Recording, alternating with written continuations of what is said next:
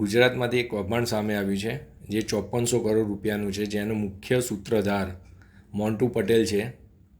આ કૌભાંડની શરૂઆત 2021થી થઈ હતી, જ્યારે મોન્ટુ પટેલની સ્ટેટ ફાર્મસી કાઉન્સિલમાં ચેરમેન તરીકે નિમણૂક કરવામાં આવી. કોને અને કેવી રીતે એની નિમણૂક કરી એ મહત્વપૂર્ણ પ્રશ્ન કદાચ કાયમ માટે અકબંધ રહેશે. મોદીજીનો આ વિડીયો જોઈએ ત્યાર પછી આગળ ચર્ચા કરીએ. 2002 तक गुजरात में सिर्फ 13 फार्मेसी कॉलेज थे. आज उनकी संख्या 100 के आसपास हो गई है.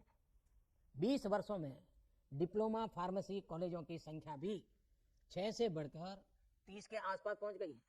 गुजरात ने स्वास्थ्य के क्षेत्र में बड़े सुधार का मॉडल पेश किया है. यहाँ गांव-गांव में कम्युनिटी हेल्थ सेंटर्स खोले गए.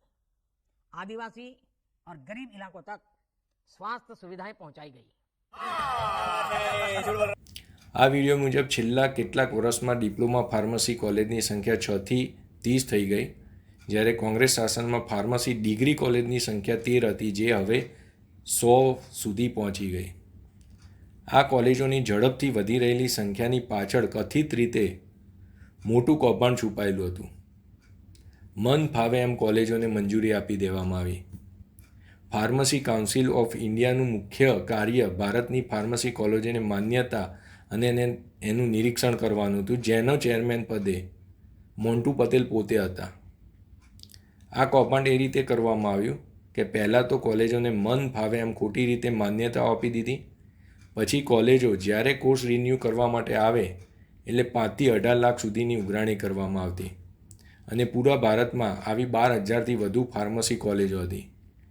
કેટલીક કોલેજો તો એવી હતી કે જેનું કાગળ ઉપર જ અસ્તિત્વ હતું, અને કેટલાકમાં તો માળખાગત સુવિધા જ ન હતી. તેમ છતાં લાયસન્સ આપી દેવામાં આવ્યું. હવે મોટો પ્રશ્ન એ છે કે શું આવી કોલેજો ખોટા સર્ટિફિકેટ નહીં વેચતી હોય? ખોટા સર્ટિફિકેટ બનાવી કેટલાય બોગસ ફાર્માસિસ્ટ ભારતભરમાં ફેલાયેલા હશે, એ ચોક્કસ છે. વધારામાં ગુજરાત ડુપ્લિકેટ ખોરાકથી લઈ કચેરી, સરકારી અધિકારીથી લઈ ડુપ્લિકેટ ડિગ્રી માટે પ્રખ્યાત છે. આ કૌભાંડ આવતા જનતાના અવિશ્વાસના માપદંડમાં વધારો થયો. આ મોન્ટુ પટેલની મોટા નેતાઓ સાથે ઉઠક બેઠક છે. તેમજ અમદાવાદમાં શાહી બંગલામાં રહે છે. 7થી 8 મોઘીદાટ ગાડીઓ છે. જ્યાં પણ જાય ત્યાં 7થી 8 ગાડીઓના કાફલા સાથે જતો. દિવ્ય ભાસ્કરમાં જણાવ્યા મુજબ એનો ડ્રાઈવર કોંગ્રેસના મહામંત્રી અને જસુ ચૌધરીની આ કૌભાંડમાં સંડોવણી છે.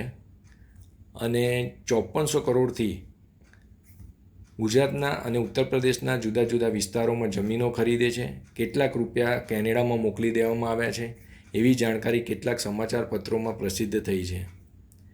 છેલ્લી માહિતી મુજબ હવે તે કદાચ નેપાળથી કેનેડા ભાગી જવાની સંભાવના છે. નીરવ મોદી, લલિત મોદી અને મેહુલ ચોકસીની જેમ.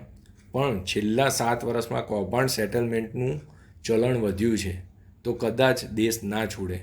જેનું સૌથી મોટું ઉદાહરણ અનિલ અંબાણી છે, જેનું દેવું 45,000 કરોડનું હતું ને જેનું સેટલમેન્ટ માત્ર 455 કરોડમાં થયું, અને અત્યારે ભારતમાં મુંબઈમાં શાહી જિંદગી જીવી રહ્યો છે. તો કદાચ એ પણ મોન્ટુ પટેલ પણ આવું સેટલમેન્ટ કરી ગુજરાતમાં જ રહેવા માગતો હોય. પણ આનો કેસ જુદો છે, એટલે એની સાથે બીજા પ્રકારનું સેટલમેન્ટ કરવું પડે.